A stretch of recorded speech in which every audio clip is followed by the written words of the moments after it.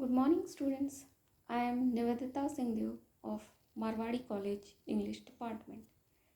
Today, I am going to take your online classes for elective English, that is of 100 marks. As in previous videos, we have started novel The Financial Expert by R.K. Narayanan. We will continue the novel in this video also. Elective English fiction novel The Financial Expert by R.K. Narayanan.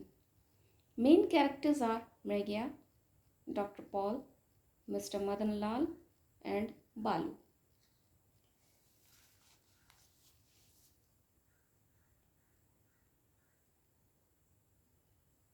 After reaching home, Mrigya put his box under the bench in the front room of his house. His little son Balu came running out of the kitchen and shouted, "Appa, what have you bought today?" Mrigya hoisted him up on his shoulder. "Well, tomorrow I will buy a small engine." This was almost a daily routine and ritual. The boy revealed in visions of miniature articles a tiny engine, tiny cows, tiny table, tiny everything of the maximum size of a mustard seeds. Mrigya did not want to waste his hard earned money. Number 14B Vinayak Street was a famous landmark. Mrigya's father was the first man to settle in that area. After their father's death, a partition of the house was made because the brothers and their wives could not live together. As there was a single well in the backyard and the well fell in Mrigya's share, Mrigya wished that his brother and his family should perish for want of water. But public opinion prevented Mrigya from his right and nothing was done for it. His wife came back and heard the shriek of her son. She scolded Mrigya for negligence. She asked Mrigya why he could not look after the child even for a few moments. Mrigya felt embarrassed like a man caught shirking a duty. He told his wife curtly, "Why do you shout so much?" as if a great calamity had fallen his household. After the business work, Mrigya wanted to bath. He searched for his brass bowl but found it nowhere. In between, Balu got one of his fingers burned and he started weeping bitterly. In the end, some ointment was administered over his finger. The child was promised to have a big peppermint. There prevailed peace in the house again. At night, to his wife, told Mrigya that she could not have a single moment's rest due to mischiefs of Balu. Mrigya did not like that his son should be talked about. Next day, Balu created thousand troubles for them. The boy refused to move ahead without peppermint. He refused food and threw new shirt. He refused food and the new shirt, refused to walk and insisted on being carried by his father. Mrigya was engaged all the morning in nursing his finger and playing him with peppermints. His wife did not like his giving the boy so many peppermints. Mrigya did not get enough time to open his tin box and refresh his memory by poring over the pages of his red bound account book. He became late and reached the cooperative bank in the noon. Sitting under the shade of banyan tree as usual, Mrigya looked up as a shadow fell on his notebook.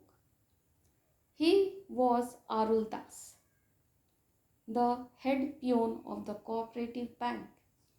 He informed Mrigya that he had been summoned by the secretary. Mrigya became angry and feisty and wanted to tell him that he was not a paid servant of the secretary of the bank. After a thought, he viewed that it would insult the secretary, so he did not utter a word. Soon he was told by the peon that the secretary was a rich man. He was not a simple fellow. He got rupees 500 per month.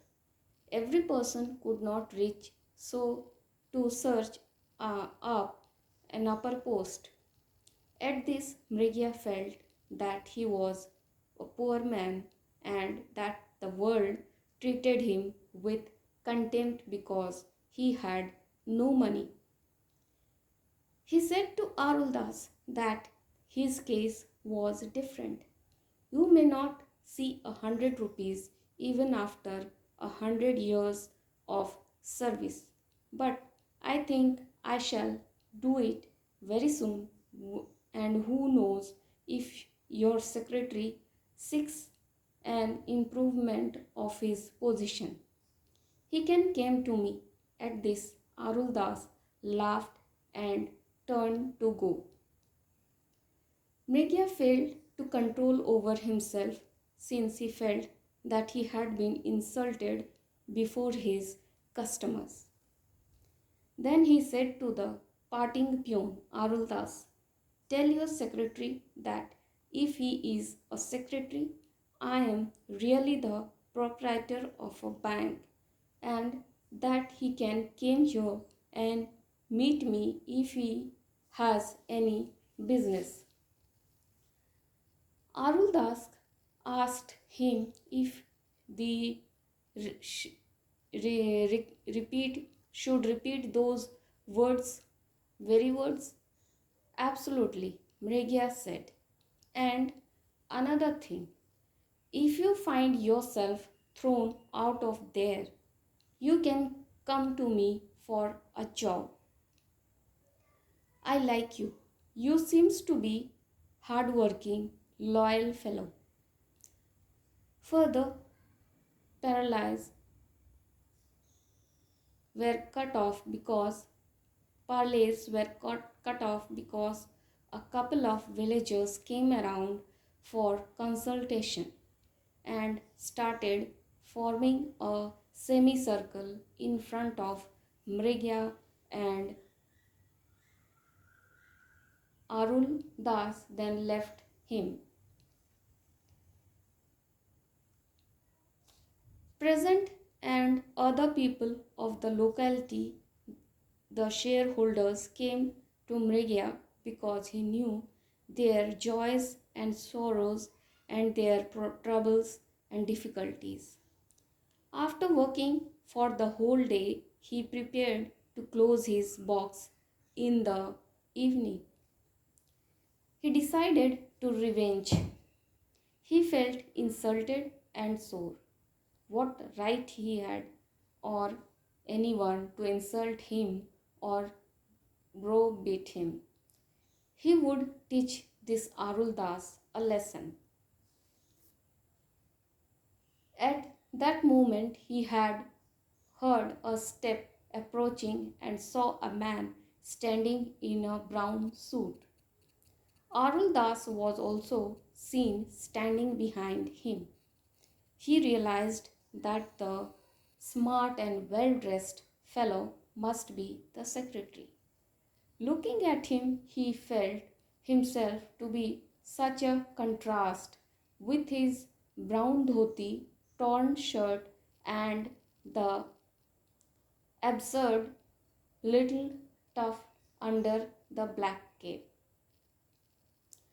Then Brigya darted, closing his box silently, realized that he should have exercised a greater restraint in his speech.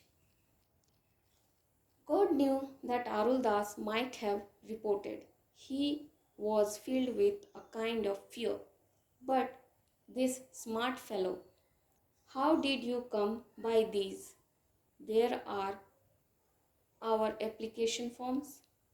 Mrigya asked the secretary to return his papers or else he should call the police. At this, the secretary told him that he himself was going to call the police. He would get him arrested if he continued to come there anymore. The secretary further told him that he had reports about his activities. The secretary then handed over the blank forms to Arul Das, abruptly turned around and walked back to the porch of the building where his car was waiting. Today, up to this, we will continue the novel in our next video.